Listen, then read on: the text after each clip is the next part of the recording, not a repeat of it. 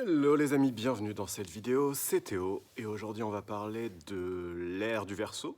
Alors le passage plus exactement de l'ère du Poisson jusqu'à l'ère du Verseau.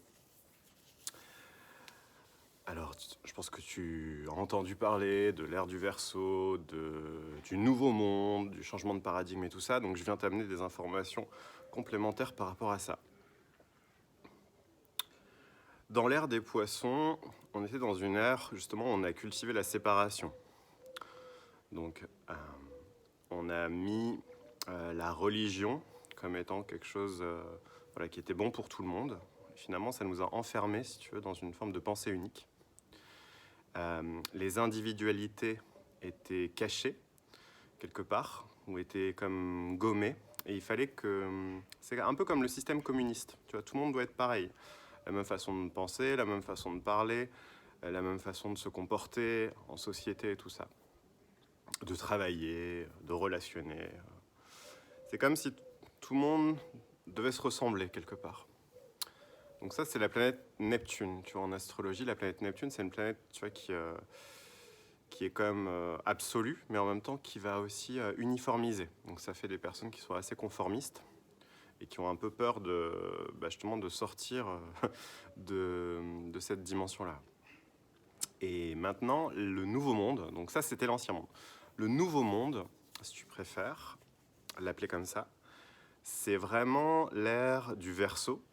L'ère du Verseau, c'est la planète Uranus, une planète d'individualisation, où ça fait écho au processus d'individuation aussi de Carl Gustav Jung, si tu connais un petit peu la psychologie, mais je ne vais pas te le faire ici, parce que c'est un long processus où ça parle de subconscient et d'enfant intérieur et tout ça, de faire sortir ce qui est vrai.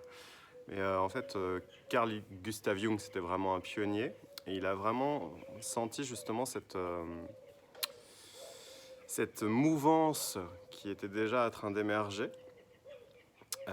Et du coup, si tu veux, Uranus, le Verseau, c'est vraiment des planètes qui nous demandent justement d'aller vers l'individu, l'individualité, l'humain, et en reconnaissant ce qu'on a d'unique. Donc on appelle ça l'unicité, ce que toi tu as d'unique. Donc moi j'appelle ça ton vrai soi. Et du coup, ça demande à démarquer quelque part justement de ce qui se faisait dans l'ancien monde. Alors concrètement, on va te donner un exemple, je vais te donner un exemple très concret. Si tu veux, à l'époque, par exemple, pour faire du business, on mettait une identité professionnelle. C'est-à-dire on mettait un costume, voilà, un masque, qu'on appelle le masque de la persona aussi, d'ailleurs, le masque social. Et c'est-à-dire qu'en fait, les individus communiquaient depuis cet espace-là. C'est-à-dire qu'ils construisaient à travers des études, à travers voilà, de l'expérience aussi, ce masque, si tu veux, social. Et donc, du coup, chacun se planquait un peu derrière ça, cette espèce d'identité professionnelle. Et dans le business actuel, ce qui marche maintenant, et ce qui est en train d'arriver de toute manière, vu qu'on entre dans l'ère du Verseau, ça se concrétise enfin. Depuis 10 ans que je le vois, depuis 2010 jusqu'à maintenant 2020, on sort de ça, donc on va vraiment vers quelque chose, et qui est d'ailleurs relié à la génération Z, qui est la génération vraiment qui incarne ce changement.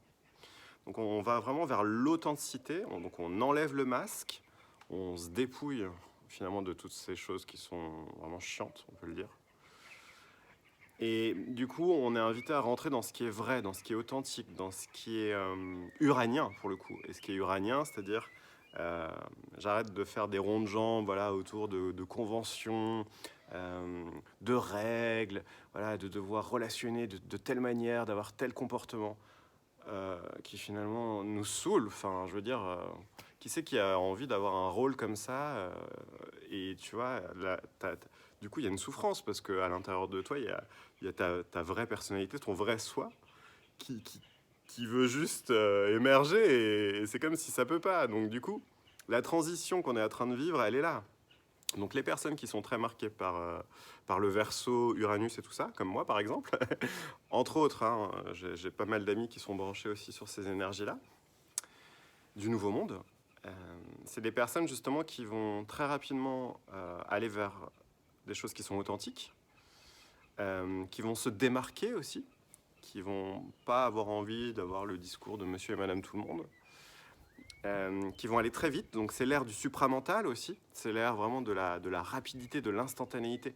Tout va vite, il n'y a pas le temps, on n'a même pas le temps de dire ouf, que c'est déjà là, tu vois, c'est vraiment Internet, les réseaux sociaux, même maintenant quand tu regardes par exemple dans les banques, avant, tu sais, ça mettait 24-48 heures pour faire un virement. Maintenant, tu peux avoir un virement instantanément. Tu vois, il y a une option, je l'ai vu sur mon compte, tu vois. Il y a une option pour faire le virement instantané. C'est-à-dire que la personne, là, quoi, en 10 secondes, tu vois. Je sais même pas si c'est 10 secondes, tu vois, il n'y a même pas le temps de dire ouf. Les paiements sans contact aussi, quand tu regardes vraiment concrètement ce vers quoi on se dirige, tu vois. Donc, c'est une ère de l'hyper-technologie aussi. Tu vois, c'est ça, Uranus, toi, ça va vite. C'est l'ère du supramental. Donc, tous ceux qui sont branchés avec cette dynamique-là, avec cette dimension-là, donc le Verseau, Uranus et tout ça, comme je te le disais, c'est vraiment quelque part ces personnalités-là, ces individualités-là, qui vont être favorisées. Voilà, donc quelque part c'est un peu mon message, c'est mon premier message pour toi. Est-ce que tu es plutôt neptunien c'est pas pour juger le poisson, mais voilà. Est-ce que tu te caches finalement en eau trouble? Est-ce que tu te planques derrière une identité socio-professionnelle voilà, et du coup, tu n'arrives pas à trouver un message authentique pour impacter les autres? Ou est-ce que justement, tu te sens plus dans cette mouvance uranienne verso, c'est-à-dire plus aller droit au but, avoir justement, toi, si tu n'as pas une dimension pionnière, visionnaire, si tu n'as pas quelque chose justement à amener, que par exemple dans une... Imaginons par exemple dans la société, tu vas retrouver des personnes tu vois, qui sont très conventionnelles, qui vont pas se poser de questions. Et toi, est-ce que tu es plutôt branché sur ces énergies-là et tu vas dire, ouais, tiens, c'est marrant, dans mon métier, dans ce corps professionnel, par exemple, ça, je peux le modifier, ça, je peux l'améliorer, ça, je peux le transformer. Bah, du coup, sans doute, voilà, que tu dois être marqué par des énergies uraniennes. Donc ça, vraiment, suis cette mouvance-là, parce que le monde, de toute manière, est en transformation accélérée. Et l'humanité, même, est en accélération, finalement. C'est comme si on vit un saut quantique, mais vraiment énorme. C'est une accélération de l'évolution de l'humain. Voilà. C'est mon premier message pour toi. Ensuite, j'ai un deuxième message qui vient compléter ce que je te dis en premier lieu ici. T'as jamais remarqué que parfois ça crée des étincelles quand tu vois par exemple deux styles de personnes. Alors imaginons, ça c'est vraiment pour exempler, j'aime bien ce mot-là, exempler. T'as une personne qui est super, genre dans le masque social, vraiment dans le fake, qui n'arrive pas à être elle-même, qui a un peu un balai dans le cul, désolé de l'expression, et une autre personne qui arrive en face, qui est complètement l'inverse, tu vois, qui est complètement elle-même, authentique et tout, tu sens qu'elle est vraiment libre, qu'elle a contacté vraiment des espaces profonds et puissants et tout. Et tu vois cette espèce de rencontre entre quelqu'un qui, par exemple, peut être un peu superficiel et quelqu'un qui est super naturel, finalement, et à quel point ça peut faire des étincelles. Et souvent, c'est des choses, d'ailleurs, que tu peux retrouver, certains réalisateurs sont très forts. Tiens, c'est 20h, c'est le moment de remercier de saluer pour le personnel, tu sais, soignant et tout ça, donc merci à eux. J'en suis un aussi, donc je me remercie moi-même.